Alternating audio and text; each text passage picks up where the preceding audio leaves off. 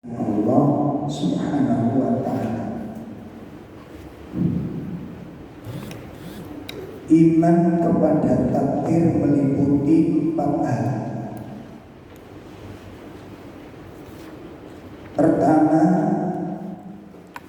mengimani bahwasannya Allah Ta'ala alima bi kulli syai'in jumlatan wa tafsilan.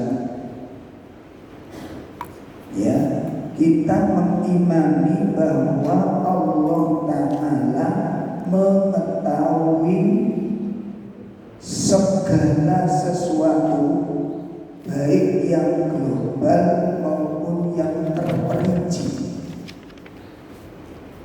Itu Allah tahu semuanya. Ya, baik yang azali,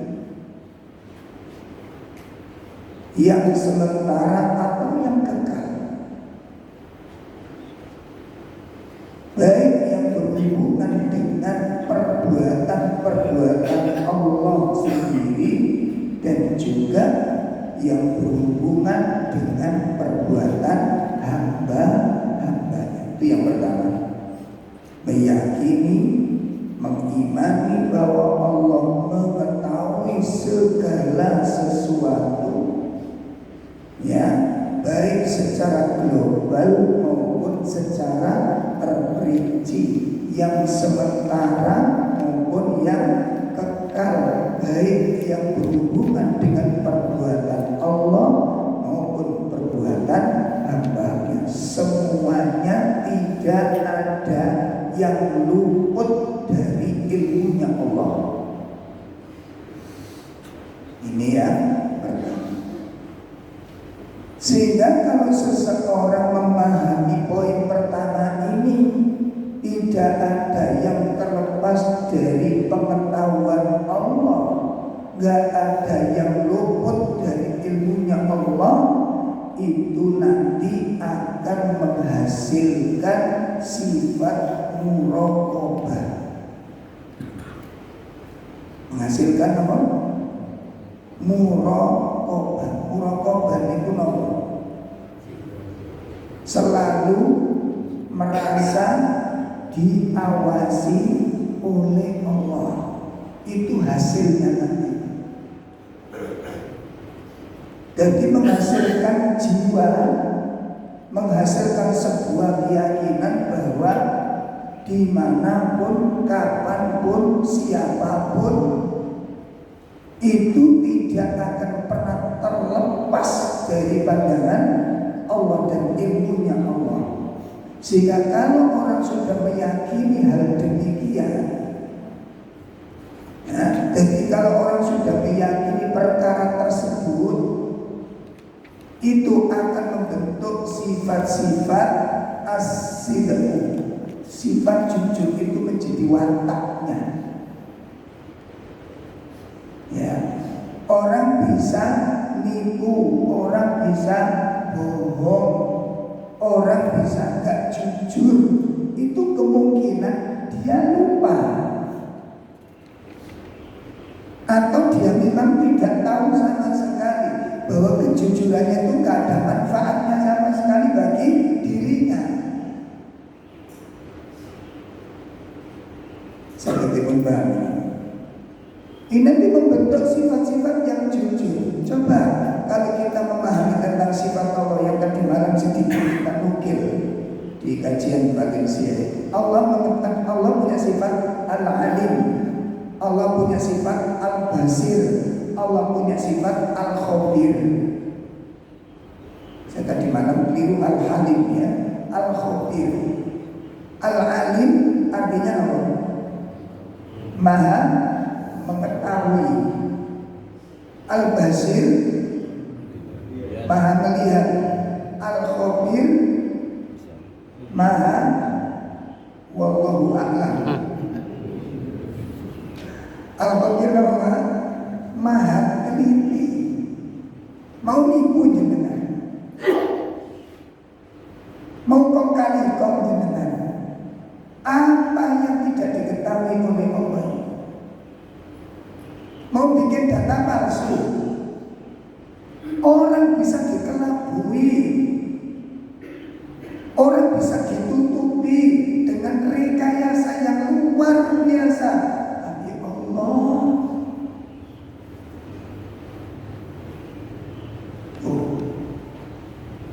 Makanya di masa Umar bin Khattab radhiyallahu anhu sampai kemudian ada orang miskin dengan kemiskinannya diambil mantu oleh Umar bin Khattab radhiyallahu anhu karena akidahnya ini. Orang miskin paling miskin di situ diambil mantu, dijadikan mantu oleh Umar bin Khattab karena keyakinannya yang luar biasa. Nah, dari hasil mantu yang luar biasa akidahnya ini melahirkan generasi-generasi yang sangat menakjubkan. Dari wanita tersebut lahir seorang laki-laki yang kemudian dinamakan Umar bin Abdul Aziz. Karena bersumber dari benih yang bersih.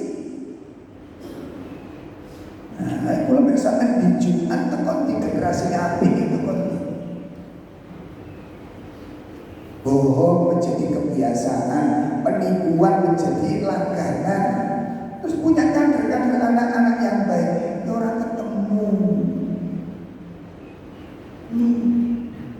Nah, ini dari ilmu tentang mengenal Allah Subhanahu wa ta'ala, tentang qadarnya Allah. Jadi Allah itu mengetahui semua yang tersimpan, baik secara terperinci maupun secara berubah Allah Ta'ala. Sampai dalam urusan rezekinya makhluk. Ya, makhluk ini butuh berapa kebutuhan sehari. Itu secara global, secara terperinci berapa yang disimpan, berapa yang dimakan, berapa yang akan dikeluarkan, itu diketahui secara rinci oleh Allah Subhanahu wa ta'ala. Di mana tempat penimpanannya, bagaimana dia cara mengambilnya, itu diketahui oleh Allah Subhanahu wa ta'ala. Nah, itu al-alim namanya. Ya, ini bagian perkara-perkara yang gaib. Kita buka surat apa? Yang pertama kita buka surat As-Saff, surat Qaf. Surat Qaf, surat 50.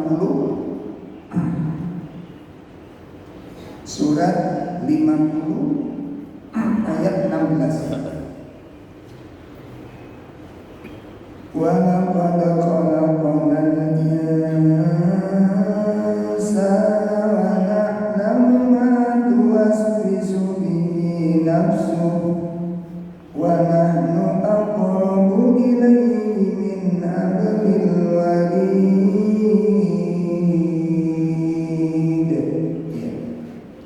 Dan sesungguhnya kami telah menciptakan manusia dan mengetahui apa yang dibisikkan oleh hatinya, dan kami lebih dekat kepadanya daripada urat lehernya. Allah sebutkan yang itu supaya manusia memahami. Betul. Jadi kalau al-alim, Allah mengetahui itu lebih spesifiknya kepada perkara-perkara yang gaib. Adapun al-basir, Allah Maha melihat itu lebih spesifiknya kepada perkara-perkara yang nampak, yang zahir. Kemudian al-khabir itu biasanya adalah apa? Pemalsuan data, informasi fiktif, rencana-rencana yang tidak baik, makar, tipu daya, itu nanti masuk di dalam sifatnya Allah Al-Khabir. Apapun yang kamu rencanakan kelihatan baik, yang kamu setel demikian, itu diketahui dengan jelas oleh Allah. Makanya ketika orang sudah menguasai ilmu Allah tentang Al-Alim, Al-Basir, Al-Khabir, tidak mungkin plencotan. Pun, nah, ini iman kepada takdir yang pertama. Yang kedua,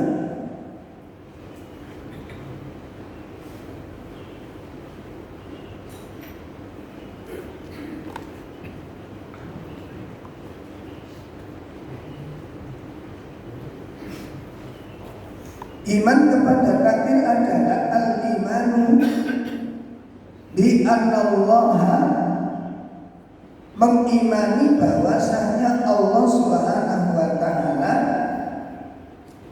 kataba dzalika fil lauhil mahfuz, telah mencatat yang demikian itu di lauhil mahfuz.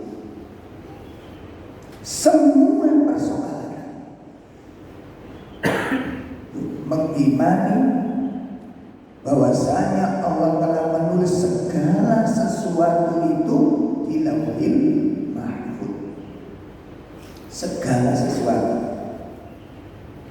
Ya. Dan dalam hal ini tentang ilmu yang pertama tadi dan catatan ini itu disebutkan oleh Allah dalam sebuah firman Allah di surat Al-Hajj.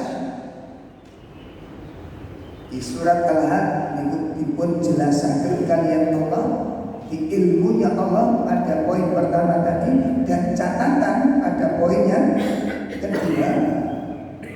Iku dipun terangkan kalian Allah Subhanahu wa taala di surat Al-Hajj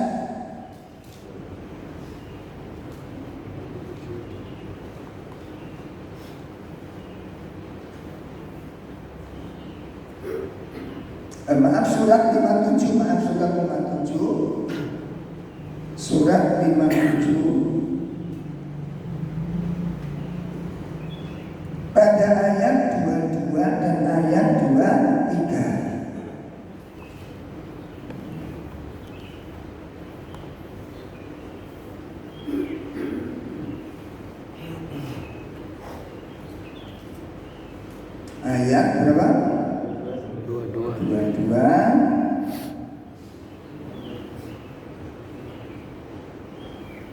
Nah,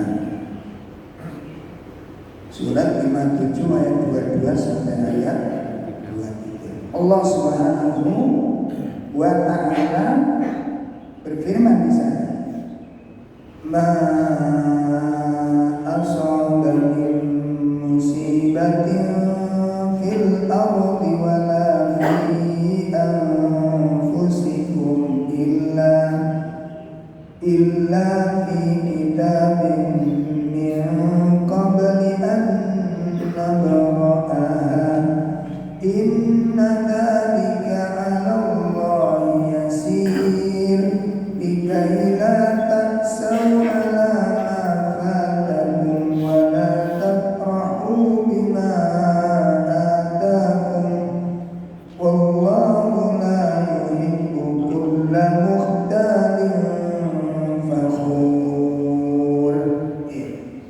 Tiada suatu bencana pun yang menimpa di bumi dan tidak pula pada dirimu sendiri, melainkan telah tertulis dalam kitab Lauhul Mahfuz sebelum kami menciptakannya. Sesungguhnya yang demikian itu adalah mudah bagi Allah. Kami jelaskan yang demikian itu supaya kamu jangan berduka cita terhadap apa yang luput dari kamu, dan supaya kamu jangan terlalu gembira terhadap apa yang diberikannya kepadamu. Dan Allah tidak menyukai setiap orang yang sombong lagi membanggakan diri. Di ayat yang pertama Allah jelaskan tentang ketetapan Allah. Tidak ada sesuatu pun terjadi baik di bumi maupun kepada kalian. Nah, ini yang global maupun yang terperinci. Karena musibah itu kan ada dua macam. Ada musibah sifatnya global, ada musibah yang sifatnya spesifik. Musibah secara global kata seperti bencana alam, gunung meletus, semua merasakan. Ya. Begitu pula tentang sesuatu yang menimpa kepada diri seseorang. Nah, ini secara apa? Berperinci. Masing-masing punya musibah, masing-masing punya ujian. Gitu.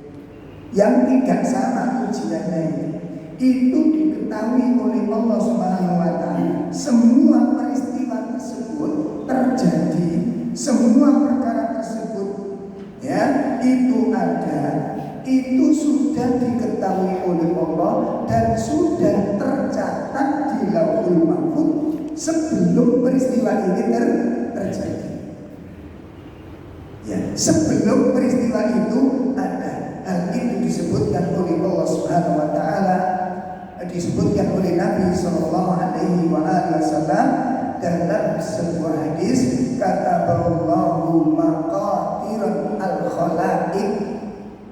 Ya, sesungguhnya Allah telah menetapkan, sudah menulis, mencatat takdir makhluk qabla an yakhluqas samawati wal ardh bi khamsina alf sanah.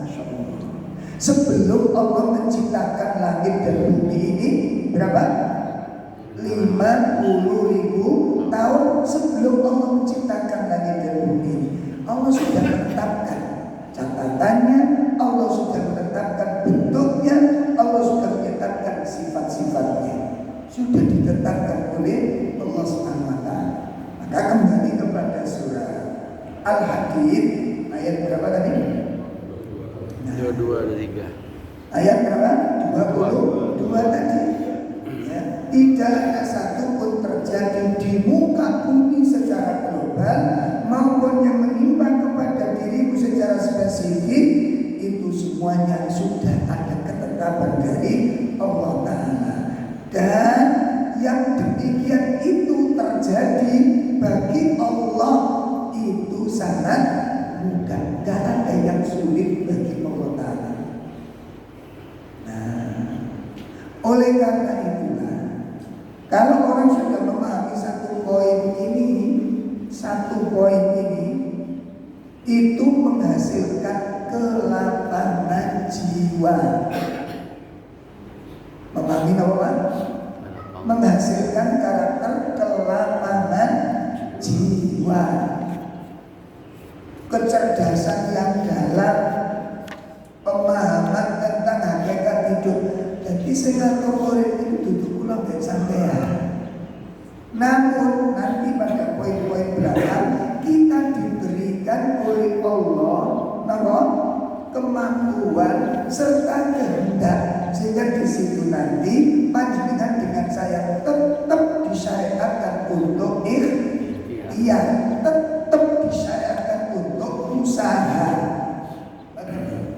Namun tetap kembali yang menentukan sukses dan tidaknya ikhtiar dan usaha kita itu adalah Allah. Sehingga nanti kalau sudah memahami poin-poin ini secara keseluruhan, kita tuh menjadi manusia itu Masya Allah. Satu, menjadi manusia yang terus penuh semangat. Bukan orang yang pandang semangat.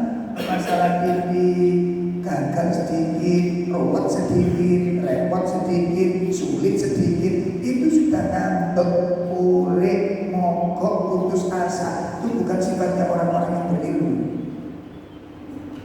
Itu bukan sifatnya orang-orang yang berilmu. Kenapa? Kalau kita berusaha contohnya 1, 2, 3 gagal, itu bukan berarti tertutup pintu kemungkinan untuk sukses. Gitu. Kita berusaha 1, 2, 3 usaha tertutup kayak kok gagal terus. Itu bukan berarti pintu-pintu yang lain itu tertutup. Makanya di situ ada sebuah harapan, ada evaluasi, ada pembelajaran.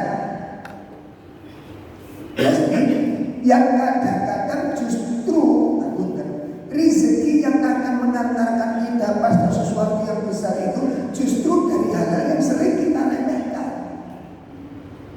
Kan sering kita itu memadukan antara peristiwa dengan logika. Contoh begini, saat kita butuh sesuatu yang cukup besar, ini contohnya saja, ada si fulan terkena ujian dengan hutang piutang yang cukup banyak. Nah, otomatis ini kalau menurut logika untuk bisa nutupi hutang ini, dia harus kerja yang gajinya itu, yang gajinya harus sama. yang gajinya harus besar. Itu analogi. Gitu. Sehingga nanti kalau ada orang nawari pekerjaan yang hasil kerjanya itu gajinya dienggo mangane kurang, apa maneh dienggo nyaur utang. Yang begini kadang-kadang diremehkan oleh manusia. Cetak butuh itu pegawai ini mas, penggawean sekiranya hasilku nanti iso digawe nyaur utang. Tapi saya ulangi lagi. Karena seringkali saya tangani kasus-kasus kados mekaten lagi. Sampai cari game purwon terus nyawani kerja, cuma hasilnya ngomongin gimana mawon kurang atau mana digawe nyaur utang. Nurut logika, coba Ustaz pikir, kamu mikir di sana.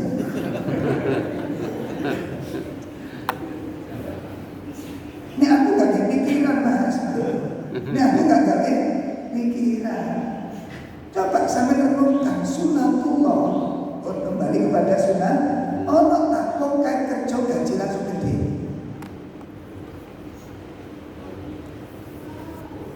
Segala sesuatu itu mengikuti sunatullah. Segala sesuatu dimulai dari yang kecil.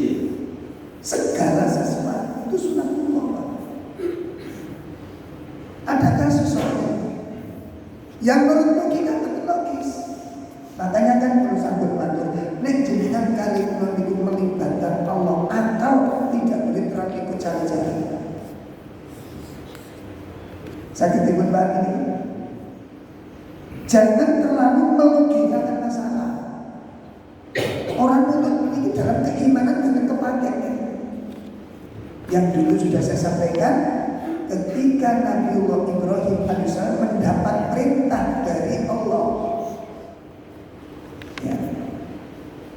Ketika Nabiullah Ibrahim mendapat perintah dari Allah, perintah pertama membawa istri dan anaknya yang masih bayi merah, disuruh membawa keluar. Begitu sudah ada di tengah padang pasir, tidak ada tanaman, tidak ada air, tidak ada teman, disuruh tinggal di tempat tersebut. Iku nek jaman saiki Pak demo Pak. Iki aku mau capopo ini. Iki syariat model opo ini. Di analogi kemana saja gak cocok. Iki merusak, iki mendolimi. Betul apa enggak? Kalau di zaman sekarang demo itu gak mungkin Nabi Ibrahim diaku Nabi Ibrahim itu dolim alasan toh mari rabi mana ketika geledah. Dan ini khusus Nabi Ibrahim ya, jangan ikut kita. Mari rabi mana geledah mana? Ini sunai Nabi Ibrahim deh. Cici kelas mas.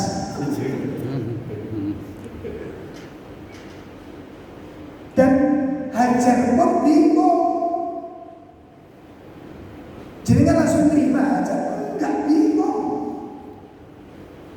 Begitu diletakkan setelah dibawa jauh dari keluarganya, jauh dari masyarakat, jauh dari keramaian, di tengah padang pasir, enggak ada fasilitas, enggak ada transportasi, enggak ada alat komunikasi. Engkau nek ono opo-opo logikanya.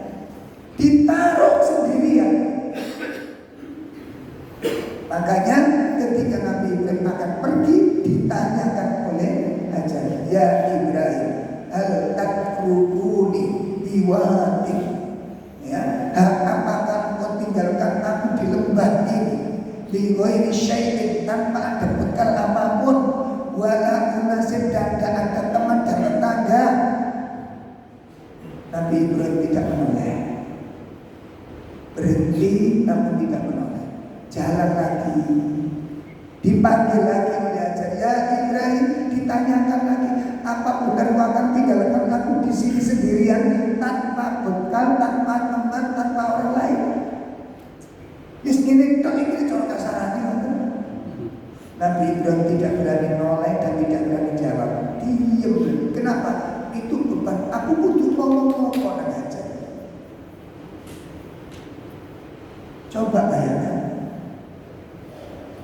Menurut logika gak logis lah. berjalan lagi. Demikian peristiwanya.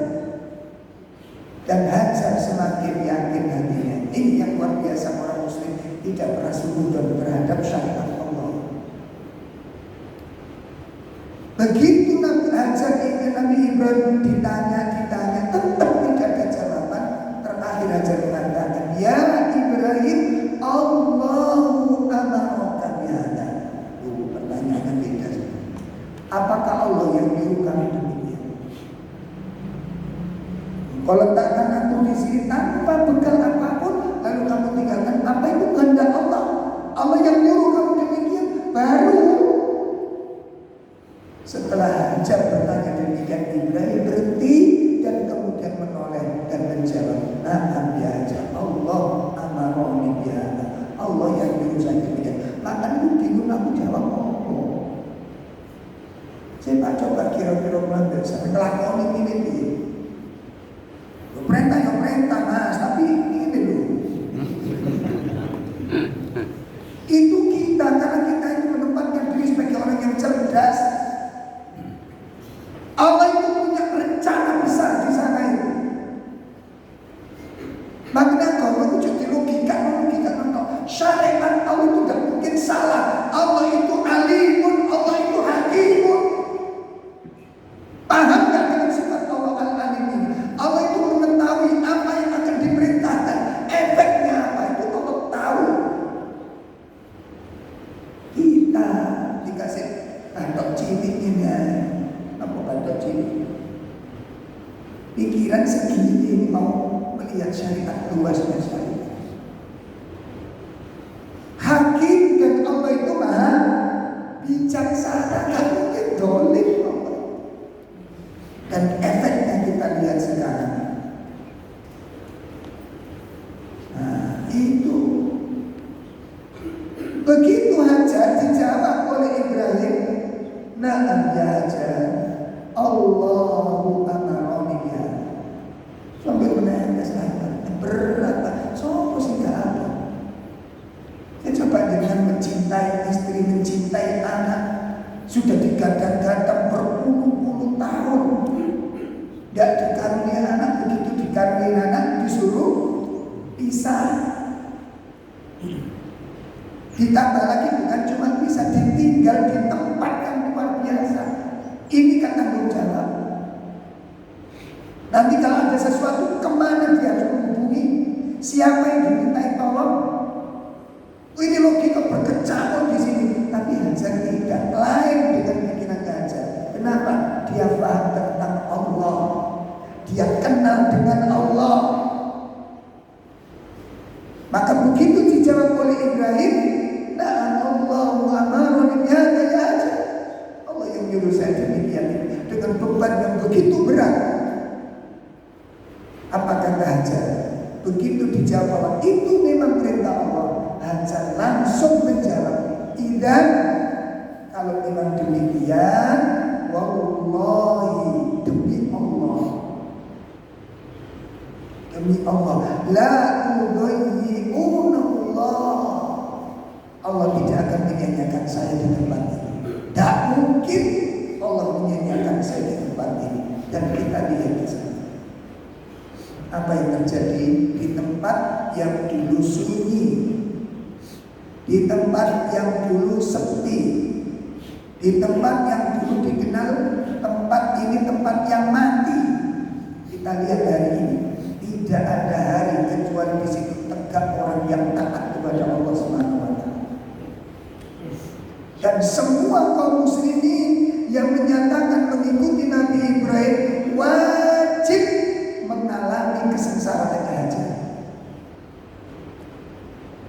Wajib merasakan kesengsaraan Hajar. Syariat manasik itu semua mengambil peristiwa yang dialami oleh Nabi Ibrahim dengan Hajar. Makanya begitu Nabi Ibrahim pergi meninggalkan Hajar sampai di tempat yang sudah cukup jauh dan Hajar sudah tidak terlihat, berhenti Nabi Ibrahim di tempat itu. Berhenti, kemudian menghadap wajahnya di tempat di mana Hajar itu ditinggalkan, lalu berdoa kepada Allah. Rabbana, Ibrahim ayat 37.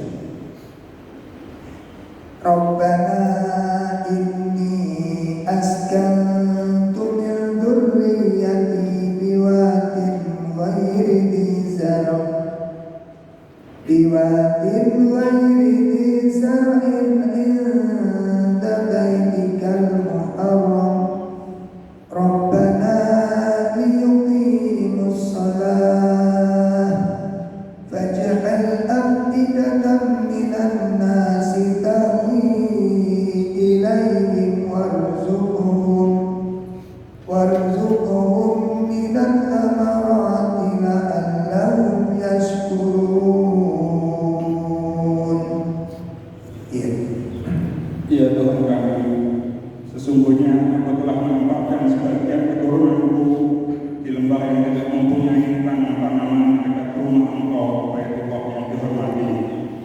Ya Tuhan kami, yang demikian itu agar mereka mendirikan sholat, maka jadikanlah hati sebagian manusia cenderung kepada mereka dan beri rezekilah mereka dari buah-buahan. Mudah-mudahan mereka bersyukur. Insyaallah, ini doa yang dahsyat. Doa antara keadaan dengan doa itu bersimpangan jalan. Mau dilogikakan apa ini? Sampai akal-akal orang iso. Sampai logikakan gak nuntut. Tapi Anda itu berbicara dengan siapa? Anda melibatkan siapa? Anda memanggil nama siapa? Allah. Yang kita sebut itu Allah. Yang kita panggil itu Allah. Yang kita libatkan itu Allah. Yang Al-Qadir, Al-Mutabbir. Dia yang maha berkuasa atas segala sesuatu. Dia yang mengatur segala sesuatu.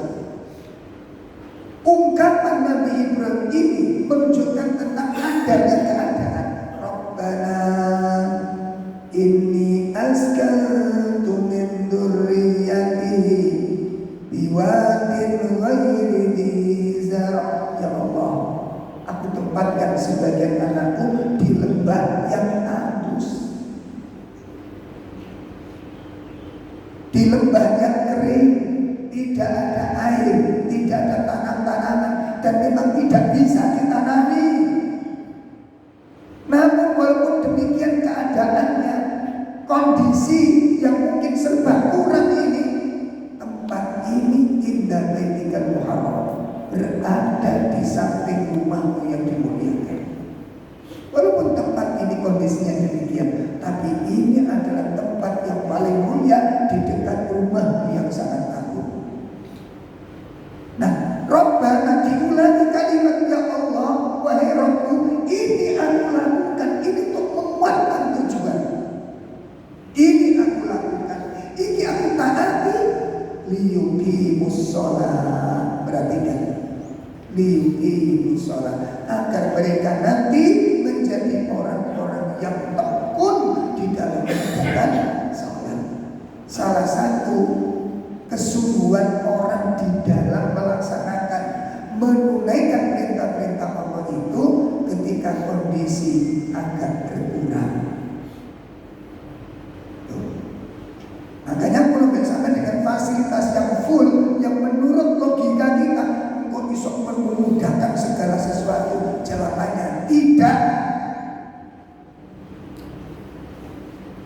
Namun teman, kekuatan ziarah, tak kasih contoh aja saja. Kekuatan ziarah, saling mengunjungi orang dulu dengan sekarang kuat mana? Hidup mana? Dalam dulu jaraknya jauh, berkilo-kilo, jalan kaki, tidak ada fasilitas. Ziarah bisa. Sekarang bandingkan dengan saya, lumpuh jiwanya, gak berkutik. Mau keluar agak malas, agak keluar fasilitas penuh. Jangan lihat betapa tidak berdayanya diri kita untuk melakukan banyak hal. Katanya kalau fasilitas banyak itu penuh, nanti memudahkan siapa bilang? Siapa bilang? Jawabnya tidak.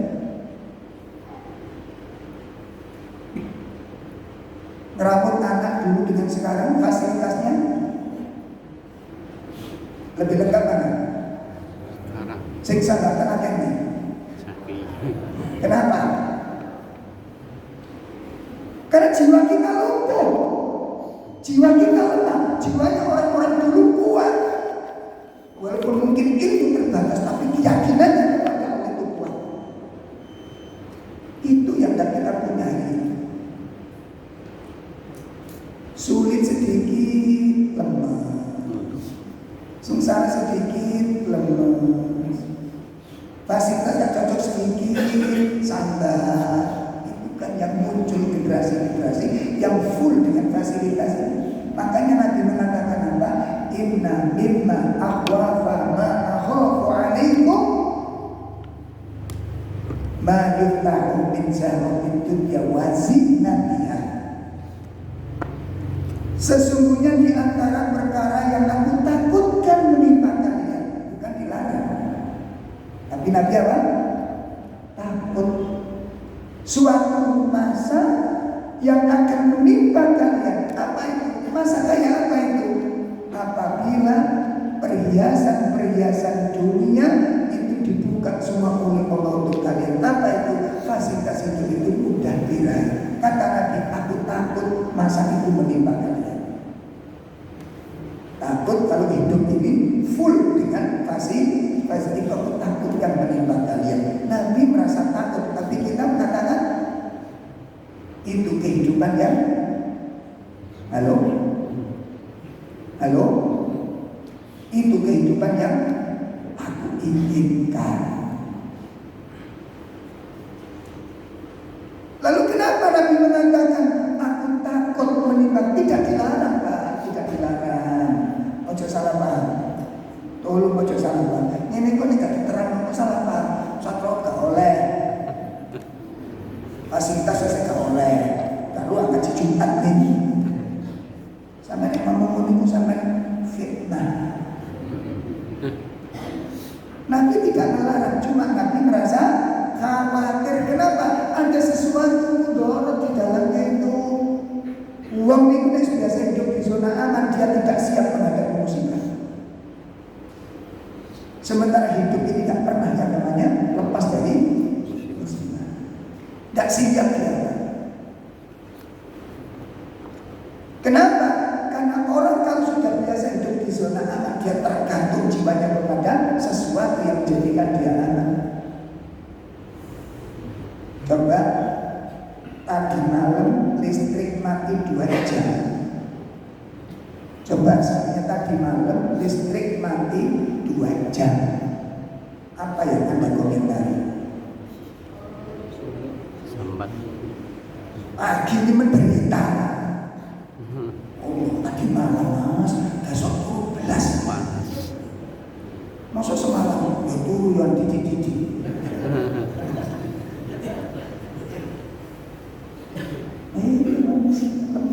Lemah. Karena ketergantungan. Betul. Makanya Nabi Ibrahim digodok sama Allah demikian. Kenapa? Allah menghendaki sebuah generasi yang tangguh, generasi yang siap dengan segala kesulitannya. Itu beda. Ini generasi yang siap. Makanya begitu turun perintah yang kedua yang lebih ekstrim. Apa perintahnya? Ya bunayya. Kita buka surat As-Saffat, surat 37. Nanti kita lihat jawaban anak ini persis dengan jawaban ibunya. Insya Allah. Pak lihat.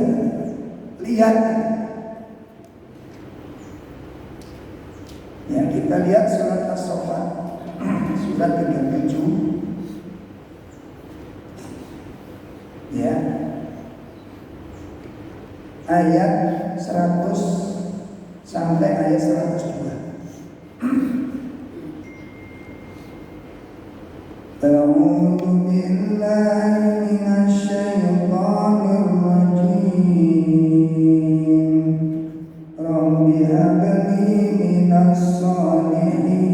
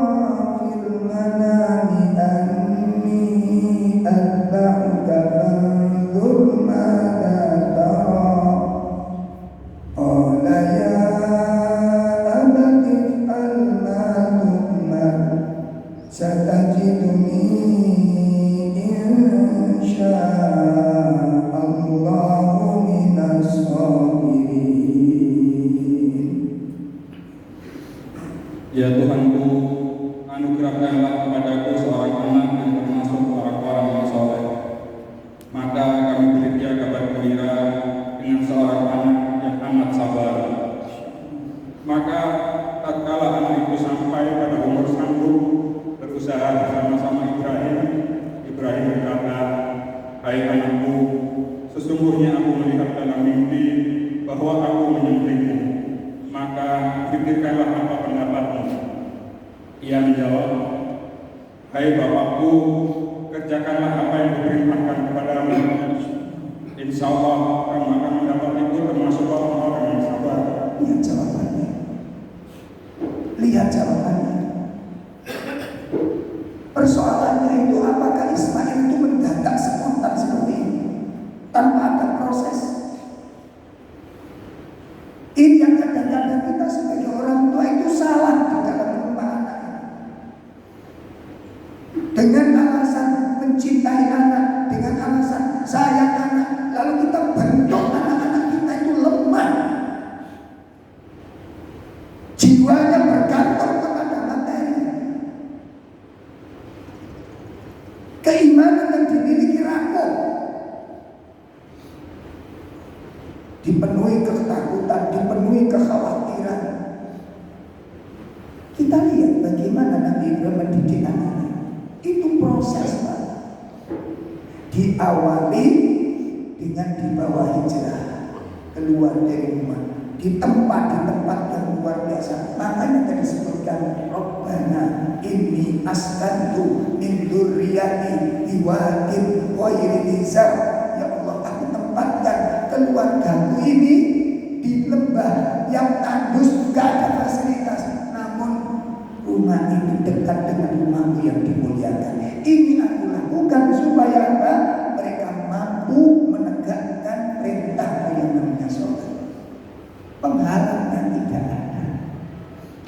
Kekuatan ritualisme sangat menakjubkan. Spiritualnya memang sangat menakjubkan. Itu karena tidak dibobokkan dengan fasilitas manajemen. Ketergantungannya kepada Allah sangat kuat. Maka setelah itu kan Nabi Ibrahim berdoa yang tadi saya sebutkan itu. Setelah menyebutkan anakku di sini, tempat aku tempatkan di tempat ini sendirian, ya Allah, aku tinggalkan perintahmu, aku tinggalkan ini adalah amanahmu, aku perintahkan ini adalah syariatmu. Maka aku berharap farzuqhu minas samarot, berikan rezeki mereka dari buah-buahan, ya Allah. Logika mana yang mengatakan demikian? Tempat itu tandus, tempat itu kering, tempat itu bebatuan, tempat itu kerikil, tempat itu pasir, gak bisa ditanami. Lalu bagaimana Ibrahim mengatakan warzuqhum minas samarot? Logika mana yang menjawab? Dilogikakan, bisa dilogikakan. Kita itu kecerdasan kadang-kadang melebihi Allah Subhanahu wa taala yang ciptakan. Ini nasihat-nasihat banyak yang luar biasa. Ya, sehingga inilah sosok generasi yang menakjubkan, generasi yang luar biasa, hasil dari penempatan yang hidup dipenuhi dengan serba kekurangan. Lihat, ketika anak ini sudah dewasa, sudah diajak dialog, diajak musyawarah, diajak berpikir, sudah mulai bisa menerima untuk bisa membedakan mana yang harus diambil dan tidak. Allah turunkan ayat berikutnya.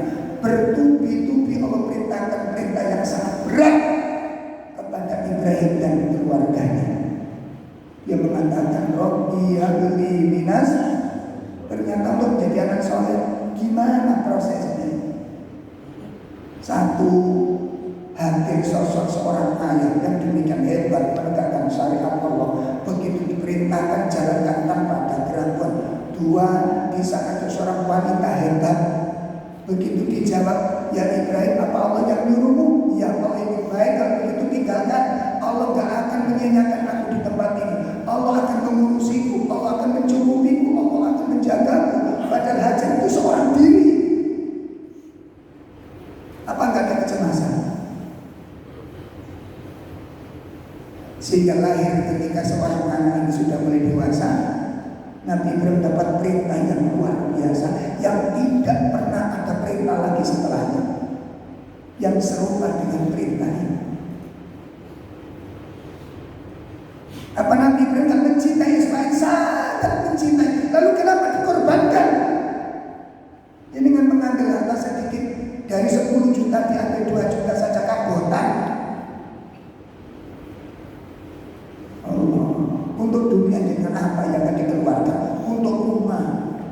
kendaraan berapa ratus juta pun kita tempuh, itu untuk dunia yang akan kita tinggalkan. Untuk akhirat kita ambil 30 juta, 3 juta dari sekian juta kabutan.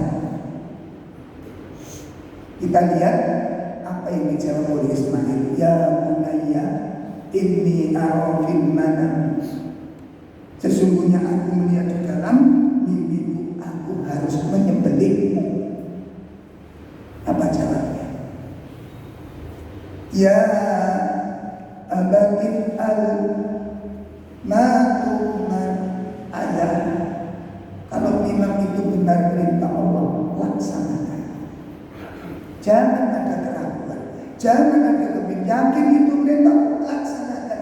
Satajiduni insyaallah minas sabirin. Anda akan mendapati saya sebagai anak-anak yang sabar. Artinya apa kata Ismail? Aku bantu Anda untuk melaksanakan perintah tersebut. Dan di dalam riwayat Imam Bukhari disebutkan saat detik-detik penyembelihan itu Ismail yang berperan. Ibrahim itu berat. Orang tua mana coba? Ini anak satu-satunya. Perintah apa lagi? Perintah apa lagi? Berat Ismail Ibrahim. Tapi ini Ismail mengatakan ayah laksanakan supaya sempurna. Makanya disitulah salah satu faidah yang soleh yang selalu dia akan jadi materi di khutbah ini belakang. Salah satunya membantu orang tua untuk melaksanakan kesempurnaan ketaatan orang tuanya kepada Allah yang tidak mungkin dilakukan oleh anak-anak yang lain. Itu yang akan dipersembahkan oleh anak-anak yang soleh. Yang tak mungkin anak-anak yang tak soleh memberikan penghargaan seperti ini pada orang tuanya. Membantu orang tuanya menyempurnakan ketaatan kepada Allah. Itu persembahan dari anak yang soleh. Makanya ketika Allah turunkan wa idzi batala Ibrahim rabbuh, surat Al-Baqarah. Kalian surat Al-Baqarah.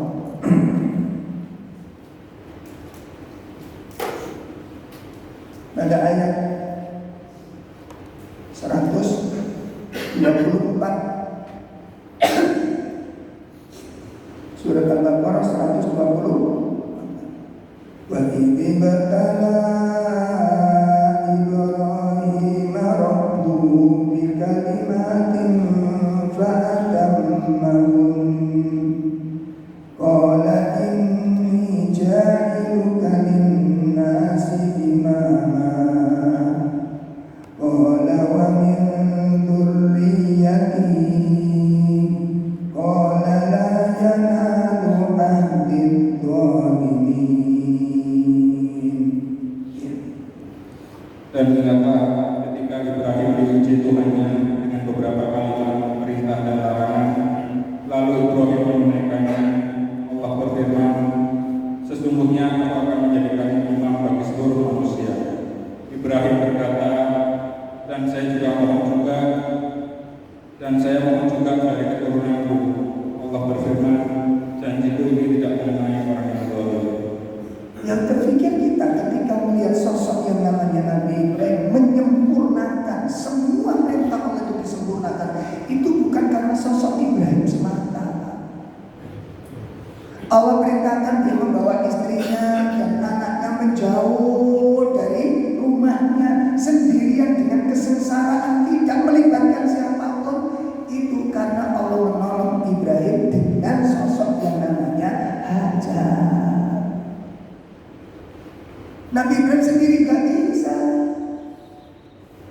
Bagaimana kalau saat itu Hajar tidak mau ditinggal? Kalau Nabi itu waktu itu Hajar runtuh, gak mau ditinggal di situ, apa terlaksana perintah ini?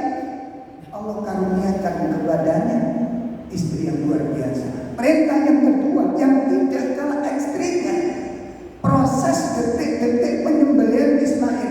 Itu karena Ismail siap mendukung orang tuanya untuk menyempurnakan ketaatan kepada Allah, supaya orang tuanya mendapatkan makam yang tinggi di hadapan Allah, supaya orang tuanya tidak durhaka kepada Allah, supaya orang tuanya patuh kepada Allah, supaya orang tuanya tidak mendapat murka dari Allah. Dia korbankan itu